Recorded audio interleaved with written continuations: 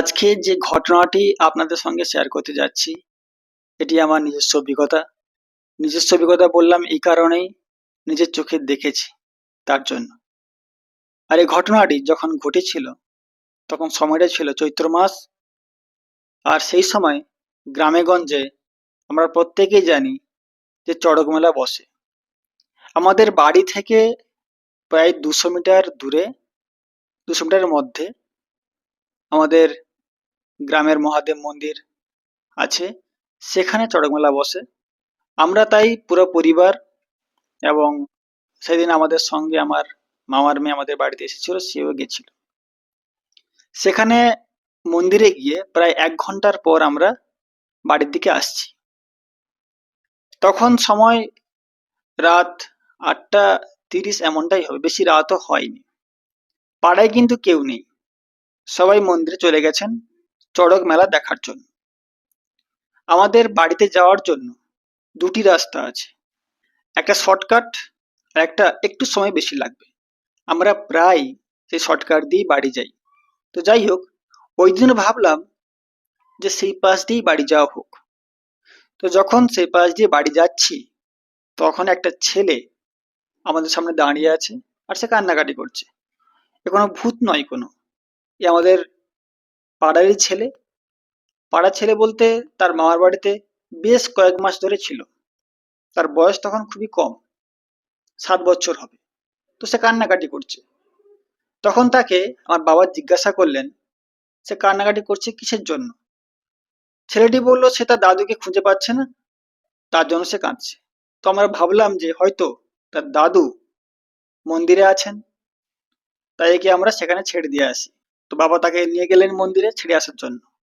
ছেড়ে এসে যখন আবার আমরা বাড়ির দিকে যাব, তখন আমরা দেখলাম আমাদের সামনে 20 হাত দূরে একটি ঘরে, তার দুয়ারে একটা লাইট, মৃদু লাইট, যেমন দোলনায় লোক বসলে দোলে ঠিক তেমন দুলছে।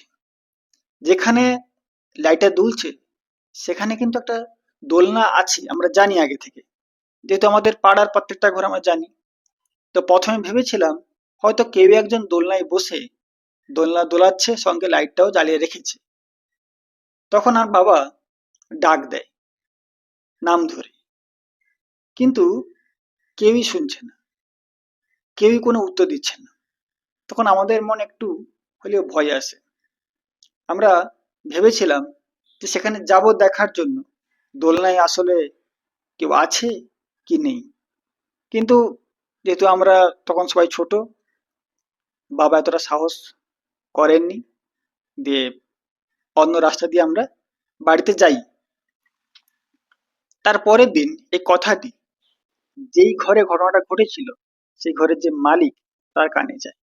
এবং আমি যখন টিউশন পড়ে বাড়ির দিকে আসছি, তখন ওই লোকটি আমাকে ডাকে, জিজ্ঞেস করে যে কালকে রাত্রে তুই কি দেখেছিলি। তো আমি বললাম এরকম যে ছোট্ট একটা লাইট, যেমন দোলনায় বসে কেউ দোলায় তেমন দোলাচ্ছিল। ডাকলাম আমরা, কেউ শোনেনি। তখন লোকটি আমাকে বলে যে আমি দোলনায় বসছিলাম এবং ইচ্ছে করেই আমি তোদের কথার উত্তর দিইনি। আমি বললাম কিসের জন্য। তো উনি বললেন যে আমি দেখছিলাম তোরা ভয় করিস নাকি। তো এইটুকু বলে আমাদেরকে সান্ত্বনা দিয়ে দেয় যে ভয় করতে না, আমিই ছিলাম। তো আমরা বাড়িতে আসি, কিন্তু পরবর্তী শুনতে পাই যে জায়গাটায় ওদের বাড়ি হয়েছে, ওখানে নাকি কি বলা হয়, কাল প্যাঁচাশি ভূত নাকি এমন কিছু আছে। ঠিক আমি জানি না, আমাদের উড়িয়া কথায় বললাম যে নামটা, হয়তো বাংলায় অন্য কিছু নাম হতে পারে, তো জানি না সঠিক কিনা। তো এটা শুনলাম, তার বাড়ির দিক দিয়ে নাকি সে যাওয়া আসা করে, হয়তো এর ভূত। তো এই ঘটনাটা সম্পূর্ণ সত্যি, চোখে দেখা। একটা ছোট্ট লাইট দুলছে। তো যাই হোক, এই ছিল ছোট্ট স্টোরি একটা। কেমন লাগলো অবশ্যই কমেন্টে জানাবেন। যদি ভিডিওটি ভালো লেগে থাকে তো অবশ্যই একে লাইক করে দিবেন আর শেয়ার করে দিবেন, আর চ্যানেলটিকে সাপোর্ট করার জন্য সাবস্ক্রাইব করে পাশে থাকবেন। ধন্যবাদ।